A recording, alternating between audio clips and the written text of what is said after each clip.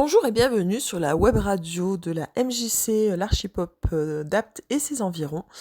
Aujourd'hui, la web radio m'a invité à vous faire une lecture d'un premier chapitre. Donc je me présente, je suis Audrey du blog Ode à mon cœur et je fais régulièrement des retours sur mes lectures sur Instagram, où vous me trouverez aussi sous le nom Ode à mon cœur, et sur mon blog. Donc, je vais vous présenter aujourd'hui le livre La guerre des clans, qui est une saga avec plusieurs cycles et plusieurs livres. Donc, dans chaque cycle, il y a à peu près 6 livres. Et aujourd'hui, j'avais envie de vous lire ce premier tome, donc du cycle 1, livre 1, Retour à l'état sauvage, qui est écrit donc par Erin Hunter et aux éditions Pocket Jeunesse, donc PKJ. Et en sachant que vous pouvez trouver ces livres en format poche et que c'est accessible, on va dire, dès 10 ans jusqu'à plus tard. Et juste pour vous présenter un petit peu, on va parler de clans, de chats, de comportements entre chats. Et si vous aimez les animaux, vous allez y trouver votre compte. Je vous en parlerai un peu plus à la fin de ma lecture. Je vous souhaite une bonne écoute et à tout à l'heure. La guerre des clans, cycle 1, livre 1, Retour à l'état sauvage d'Erin Hunter. Chez Pocket Jeunesse. Prologue. Une demi-lune luisait sur des blocs de granit lisse, qu'elle teintait d'argent. Seul le clapotis des eaux sombres de la rivière et le bruissement des arbres de la forêt proche venaient rompre le silence. Dans l'obscurité, il y eut un frémissement, et de tous côtés surgirent des ombres agiles qui se glissèrent furtivement sur les pierres.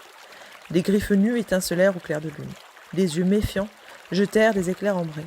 Puis, comme si elles obéissaient à un signal muet, les bêtes s'attaquèrent. Les rochers fourmillèrent soudain de chats qui se battaient en poussant des cris aigus. Au centre de ce tourbillon de fourrures de griffes, un énorme animal moucheté au pelage sombre plaqua au sol un matou brun olivâtre avant de relever la tête, triomphal. « Cœur de chêne !» gronda le chat tigré. « Comment oses-tu chasser sur notre territoire ? Les rochers du soleil appartiennent au clan du tonnerre. »« Désolé, griffe de tigre, ce sera un nouveau terrain de chasse du clan de la rivière, » cracha le matou brun. Un miaulement inquiet retentit sur la berge, à la fois perçant et chargé d'angoisse. D'autres guerriers du clan de la rivière approchent. « Attention !» Griffe de tigre fit volte-face et vit sous les rochers des corps luisants d'humidité se glisser hors de l'eau. Les troupes ennemies remontèrent la rive en silence, se jetant dans la bataille sans même s'ébrouer.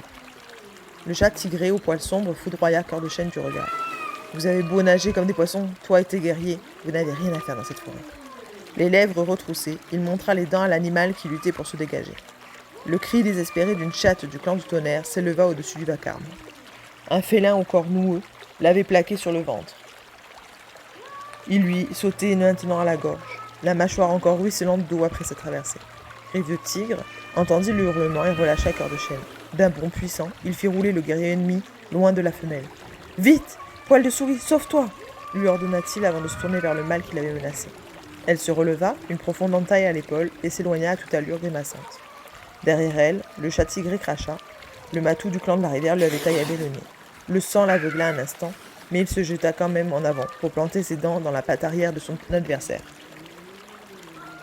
L'animal poussa un hurlement, mais parvint à se dégager. « Griffe de tigre !» miaula un félin à la queue aussi rousse que le pelage d'un renard. « C'est peine perdue. Les guerriers du clan de la rivière sont trop nombreux. »« Non, Plume rousse, le clan du tonnerre ne sera jamais battu. » lui répondit le chat moucheté qui le rejoignit en quelques bonds. « Ici, c'est notre territoire. » Il secoua la tête avec impatience. Le sang qui coulait sur son large museau noir éclaboussa les rochers de gouttes écarlates. « Le clan saura honorer ton courage, griffe de tigre. Mais nous ne pouvons pas nous permettre de perdre d'autres combattants, » insista Plume rousse. Jamais Étoile bleue ne demanderait à ses guerriers de mener une lutte aussi inégale. Nous aurons l'occasion de nous venger. Il soutint calmement le regard ambré de Griffe de tigre, recula et sauta sur un rocher à la lisière de la forêt. « Repliez-vous, camp du tonnerre ! Repliez-vous » hurla-t-il. Aussitôt, ses troupes se démenèrent pour échapper à leur adversaire. Crachant et montrant les crocs, elles battirent en retraite à la suite de Plume rousse. L'espace d'un instant, les chats du clan de la rivière semblèrent déconcertés. La victoire était-elle donc si facile? Cœur de Chêne poussa un miaulement de jubilation. Dès qu'ils l'entendirent, les guerriers ennemis joignirent leur voix à celle de leur lieutenant, pour crier victoire. Plume Rousse balaya ses troupes du regard. D'un mouvement de la queue, il fit un signal, et les chats du clan du tonnerre dévalèrent la pente à l'autre extrémité des rochers du soleil, avant de disparaître entre les arbres. Griffe de Tigre fut le dernier à partir. Il marqua une hésitation à l'orée du bois et se retourna pour regarder le champ de bataille ensanglanté. L'air sombre, les yeux plissés de fureur, il suivit les siens dans la forêt silencieuse. Assise seule dans une clairière déserte, une vieille femelle grise fixait le ciel clair de la nuit. Tout autour d'elle, dans l'obscurité, elle entendait respirer des félins endormis. Surgie d'un coin sombre, une petite chatte écaillée de tortue s'avança à pas feutrés. La bête grise inclina la tête en signe de bienvenue. « Comment va Poil de souris » demanda-t-elle. « Ses blessures sont profondes, Étoile bleue, » répondit la chatte écaillée, qui s'assit sur l'herbe fraîche de rosée. « Mais elle est jeune et robuste, elle guérira vite. Et les autres ? Ils se rétabliront, eux aussi. » Étoile bleue soupira. « Nous avons de la chance de n'avoir perdu aucun de nos guerriers cette fois-ci. Tu es une excellente guérisseuse, petite feuille. » Elle pencha de nouveau la tête pour observer les étoiles. « La défaite de ce soir me trouble. Jamais le clan du tonnerre n'a été battu sur son territoire depuis que je suis à sa tête. Les temps sont durs pour la tribu. La saison des feuilles nouvelles est tardive et les petits moins nombreux. Notre clan a besoin de nouveaux guerriers pour pouvoir survivre. »« Mais on n'est encore qu'au début de l'année, » fit remarquer sa cadette. « Il y aura d'autres petits à la saison des feuilles vertes. » La chatte grise haussa ses larges épaules. « Peut-être. Mais former des guerriers prend du temps. Le clan du tonnerre manque de combattants pour défendre son territoire. »« Tu interroges le clan des étoiles ?» murmura Petite Feuille, les yeux fixés elle aussi sur la traînée lumineuse qui scintillait là-haut, dans le ciel sombre. « Oui, la sagesse des guerriers d'autrefois nous est d'un grand secours. Le clan des étoiles s'est-il adressé à toi dernièrement ? Pas depuis quelques lunes. » Une étoile filante scintilla soudain au-dessus des cimes. La queue de la guérisseuse frémit, son échine se hérissa. Les oreilles d'Étoile Bleue se dressèrent, mais elle resta silencieuse tandis que Petite Feuille continuait à fixer le ciel. Au bout d'un instant, la chatte écaille baissa la tête et se tourna vers la grise. « C'était un message du clan des étoiles, » souffla-t-elle, le regard perdu dans le vague. « Seul le feu sauvera notre clan. »« Le feu ?» répéta Étoile Bleue. « Toutes les tribus le craignent. Comment pourrait-il nous sauver ?» Petite Feuille secoua la tête. « Je ne sais pas, mais c'est le message que nos ancêtres ont choisi de me faire parvenir. » Le chef du clan du tonnerre posa ses yeux d'un bleu limpide sur la guérisseuse. « Tu ne t'es jamais trompée, Petite Feuille. Les anciens ont parlé, il en sera donc ainsi. Le feu sauvera notre clan. » J'espère que vous avez aimé cette lecture de La guerre des clans, retour à l'état sauvage par Erin Hunter. C'était le prologue, donc à savoir que dans La guerre des clans, donc il y a au moins, on va dire, six cycles, si je ne me trompe pas.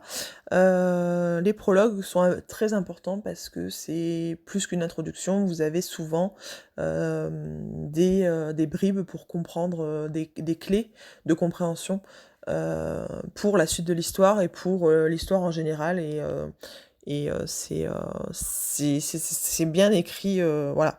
Ben voilà, donc moi je voulais vous lire en fait cette saga en partie, parce que c'est une saga que j'adore. Bon, après j'adore tout ce qui les chats, et bon, j'ai une passion pour les chats, et c'est pour ça, voilà, que j'aime beaucoup cette saga, parce que aussi c'est une saga où le chat n'est pas vraiment personnalisé. Ben, le chat parle, mais il a des comportements quand même de chat, voilà, de chat de chat domestique ou de chat errant. Et ça, c'est assez frais, voilà. Donc moi, voilà, c'était une saga dont je voulais vous échanger, et en sachant que moi, je me suis fait une pile à lire. Donc une pile à lire pour les novices, c'est en fait, voilà, on va dire, c'est 4-5 livres, voire plus, en fonction de ce que vous lisez, que vous préparez en avance pour le mois. Et voilà, moi ce mois-ci, ça sera sur le thème de la fantaisie. Voilà. Donc c'était aussi pour savoir si vous connaissiez déjà cette saga. Si oui, ben, qu'est-ce que vous en pensez? Qu'est-ce que vous aimez? Qu'est-ce que vous n'aimez pas? Sinon, ben, est-ce que ça vous a donné envie de commencer à la lire ou de la trouver à la bibliothèque? Euh, voilà, et de savoir aussi, ben, vous, qu'est-ce que vous lisez? Qu'est-ce que vous aimeriez aussi écouter d'autres en lecture sur la web radio TV de la MJC, l'Archipop d'Apt et de ses environs. N'hésitez pas à faire des suggestions en passant, ben, soit en passant à la MJC après ben, au moment du déconfinement, ou ben, quand elle aura réouvert, ou de laisser un message sur la page Facebook de l'Archipop, c'est sur une page Facebook, ou encore sur YouTube, vous avez la chaîne de l'Archipop. Donc n'hésitez pas surtout à vous abonner, à liker, donc un pouce bleu en l'air si vous avez aimé également, et aussi n'hésitez pas à partager et à nous faire vos retours sur ces projets que l'on met en place pour vous. À mercredi prochain pour la lecture du prochain épisode.